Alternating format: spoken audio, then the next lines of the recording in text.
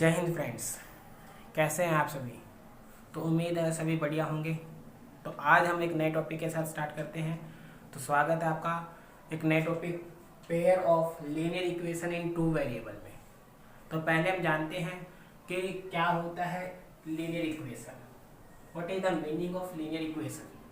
तो linear equation का मतलब क्या होता है कि कोई भी इक्वेशन जिसमें वेरिएबल की जो डिग्री है, degree of a variable is always equal to 1। यदि किसी भी वेरिएबल की जो मैक्सिमम पावर है, इतनी डिग्री यदि 1 है, तो आप कह देंगे वो इक्वेशन कैसे होगी, लीनियर इक्वेशन। मान लीजिए मैंने कहा ax plus B Y plus C is equal to 0, तो आप कहेंगे यहाँ वेरिएबल की बात करें तो x और y क्या है, वेरिएबल्स।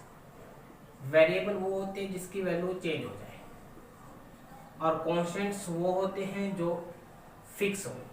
जैसे यहाँ कॉन्स्टेंट आप कहें तो a, b और c आपके क्या है, कॉन्स्टेंट। और यहाँ पे ये x और y की अलग अलग वैल्यू पे ये जो वैल्यू है इक्वेशन है वो सेटिस्फाई करती रहती है, इसलिए इसे हम कहते हैं इक्वेशन।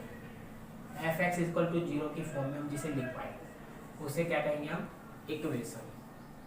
हो सकता है ये सिंगल वेरिएबल के लिए हो सकता है वो डबल वेरिएबल के लिए हो।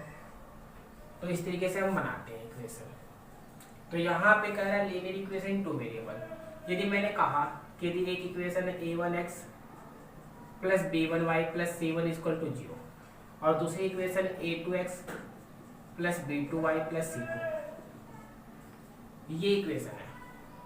तो आप लीनियर इक्वेशन में एक चीज और खास तौर पे देखेंगे कि जब भी लीनियर इक्वेशन में उसका ग्राफ ड्रॉ किया जाए तो वो हमेशा एक स्ट्रेट लाइन देगी। जब भी लीनियर इक्वेशन का ग्राफ बनाया जाए तो वो हमेशा क्या बनेगा, स्ट्रेट लाइन, जिसे हम क्या कहेंगे, लीनियर। लीनियर मतलब एक स्ट्रेट लाइन, एक लाइन की तरफ चलता रहेगा। तो यदि हम कहें कि हमारे पास लीनियर इक्वेशन है जो इसमें दो वेरिएबल है, जैसे x और y, आप दो वेरिएबल देख रहे हैं यहाँ पे, और पेयर की बात करें तो जोड़ा, यानी पहली इक्वेशन ये हुई तो इसकी एक और इक्वेशन हमने कहा दो, तो दो इक्वेशन है हमारे पास c। तो इसके क्या क्या कंसेप्ट निकल के आते हैं हमारे पास। तो पहला कंसेप्ट, इसकी कंडीशंस है।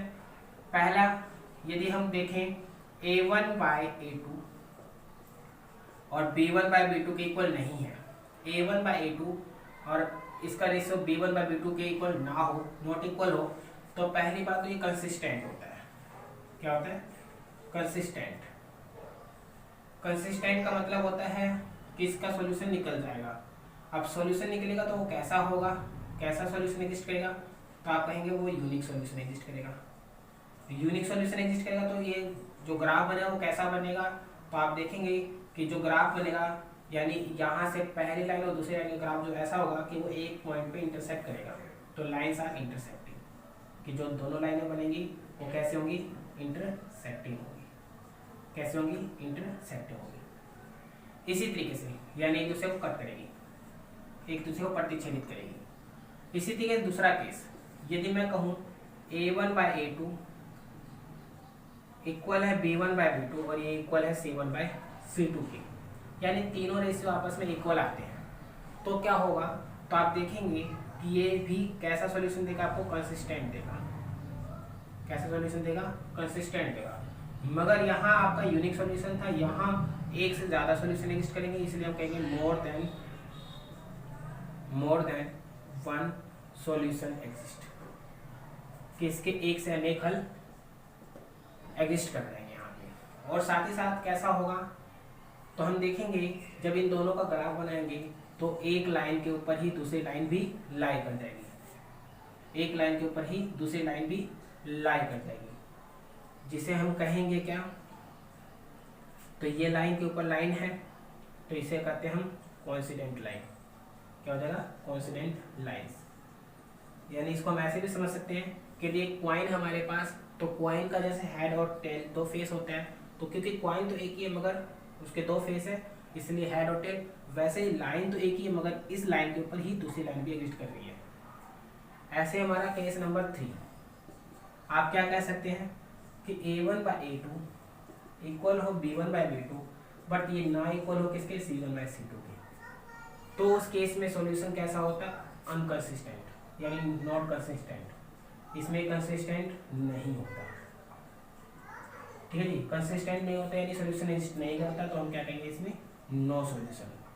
और नो सोल्यूशन का मतलब क्या है कि जब हम ग्राफ बनाएंगे दोनों लाइनों का, तो एक मान लो पहली लाइन और ये मान लो दूसरी लाइन, तो यहाँ से पहली लाइन और दूसरी लाइन आपस में कभी भी एक दूसरे को कट नहीं करेगी किसी भी पॉइंट पे, और क्योंकि एक दूसरे को कट नहीं करेगी तो यहाँ कोई भी सोल्यूशन एग्जिस्ट नहीं करेगा। तो ये कब होगा, जब दोनों लाइन क्या हो, समानांतर यानी पैरेलल लाइन के केस में। ठीक है जी, ये हो जाएगा पैरेलल लाइन के केस में। कैसे, एग्जाम्पल की तरफ, इससे एग्जाम्पल है तो कैसे, तो मान लीजिए कि हमने कहा पहली इक्वेशन में 2x + 3y = 5 और दूसरी इक्वेशन हमने कहा 3x + 5y = 10। तो आप चेक करें कि ये कोई ऐसा सॉल्यूशन एग्जिस्ट करता है। तो आप देखेंगे a1 ये a2 ये b1 ये b2 ये c1 ये c2। तो यहाँ से a1/a2 ये देखने को मिला, हमें क्या मिल गया 2/3। सिमिलरली हम b1/b2 निकालते हैं तो ये कितना है 3/5। तो आप देखिए a1/a2 का रेशियो b1/b2 के रेशियो के इक्वल है क्या, तो आपने देखा कि a1/a2 का रेशियो जो है वो b1/b2 के इक्वल नहीं है, क्योंकि 2/3 नॉट इक्वल टू 3/5। तो इस केस में कैसा होगा, तो आप बोलेंगे कंसिस्टेंट होगा। ये कैसा होगा, कंसिस्टेंट होगा, और हम कहेंगे यूनिक सॉल्यूशन होगा। और साथ ही साथ हम जब इनका ग्राफ बना रहे होंगे तो आप ये भी देखेंगे कि लाइन्स एक दूसरे को क्या करेंगी, एक पॉइंट पर इंटरसेक्ट करेंगी। तो हम कह सकते हैं लाइन्स आर इंटरसेक्टिंग। ऐसे ही मान लीजिए हमने कहा, दूसरा एग्जाम्पल लेते हैं। मान लीजिए 5x + 10y = 20 कहा हमने, और 10x प्लस में 20y = हमने कहा 40। अब मान लो मुझे यहाँ चेक करना है कि एक ऐसा सॉल्यूशन एग्जिस्ट करेगा। तो आप देखिए जब हम a1/a2 की बात करेंगे तो आपको दिखेगा 5/10 आएगा ये, जिसे हम सोल्व करेंगे तो 1/2, 5 1 जा 5 5 2 जा 10। सेम b1/b2 की बात करेंगे तो 10/20 यानी ये भी क्या जाएगा 1/2, और c1/c2 की सोल्व करेंगे तो ये भी कितना 20/40। इट मीन्स ये भी 1/2, क्योंकि आप देख रहे हैं कि यहाँ पे a1/a2 1/2, b1/b2 1/2, c1/c2 1/2, यानी 1/2 1/2 1/2 इक्वल आ रहे हैं। तो हम कह देंगे a1/a2 इक्वल है किसके, b1/b2 इक्वल है किसके, c1/c2। अब क्योंकि ये इक्वल है तो ये कैसा होगा, तो आप बोलेंगे कंसिस्टेंट होगा, कंसिस्टेंट होगा। और कंसिस्टेंट होगा सॉल्यूशन एग्जिस्ट करेगा यहाँ पे, तो हम कह सकते हैं कि यहाँ भी क्या होगा, सॉल्यूशन एग्जिस्ट करेगा। और कैसा होगा, तो more than one solution exist, more than one solution exist. और लाइंस की बात करेंगे तो ग्राफ पे कैसे बनेंगे लाइन कैसे होगी, एक दूसरे के ऊपर बनेगी, तो हम कह देंगे लाइंस आर कोइंसिडेंट, कि एक के ऊपर एक लाइन एग्जिस्ट करेगी, कोइंसिडेंट। ठीक है, ऐसे एक और एग्जांपल ऐड कर लेते हैं हम।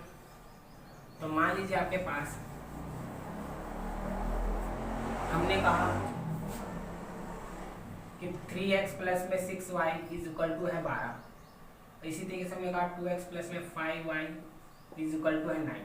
तो कैसा केस होगा, तो आप देखेंगे a1/a2 3/2 आया, b1/b2 6/5 आया, c1/c2 हमें चेक करने की जरूरत पड़ेगी कब, जब हम देखेंगे यहाँ पे कि पहले दो केस इक्वल है या नहीं।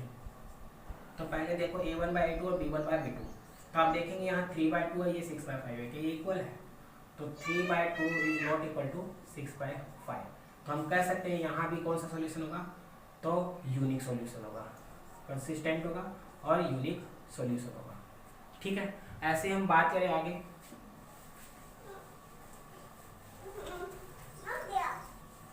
यदि हम बात करें आगे, मान लीजिए एग्जाम्पल नंबर 4 हमने कहा कि 5x प्लस में 6y = हमने कहा 12। यही हमने कहा 10x प्लस में 12y = हमने कहा 34। अब हम यहाँ चेक करें तो आप देखेंगे a1/a2 कितना मिलेगा हमें 5/10, जिसे हम सोल्व करेंगे तो 1/2। इसी तरीके से b1/b2 6/12, इसे भी सोल्व करें तो हम 1/2 मिलेगा हमें। c1/c2 यदि हम इसे सोल्व करते तो ये है 12/34, जिससे आप कह सकते हैं 6/17, दो से कैंसिल करने पर। तो आप देख रहे हैं पहले दो रेशियो तो इक्वल है बट थर्ड रेशियो इक्वल नहीं है, यानी हम देख रहे हैं कि 1/2 के इक्वल तो है, but that is not equal to 6/17, यानी A1/A2 इक्वल है किसके, B1/B2, बट इक्वल नहीं है किसके, C1/C2। और ये केस कब होता है, जब आपके पास ये नॉट कंसिस्टेंट हो, यानी अनकंसिस्टेंट हो। कंसिस्टेंट तो नहीं है, ठीक है, और कंसिस्टेंट नहीं है तो इस केस में हम कह देंगे ये कैसे होगी, तो नो सॉल्यूशन एग्जिस्ट करेगा, यहाँ पे कोई सॉल्यूशन नहीं बनेगा इसका। अब कोई सॉल्यूशन नहीं बनेगा तो लाइंस कैसे होगी ग्राफ का, तो लाइन होगी समानांतर यानी पैरेलल लाइंस। ठीक है, तो उम्मीद है आपको ये बातें समझ में आ रही होगी। तो आगे के लेक्चर में हम इसके बारे में और अच्छे तरीके से डिस्कस करेंगे, इसके नए नए क्वेश्चन डिस्कस करेंगे। तो आज के लिए इतना ही, फिर मिलेंगे। जय हिंद, जय भारत।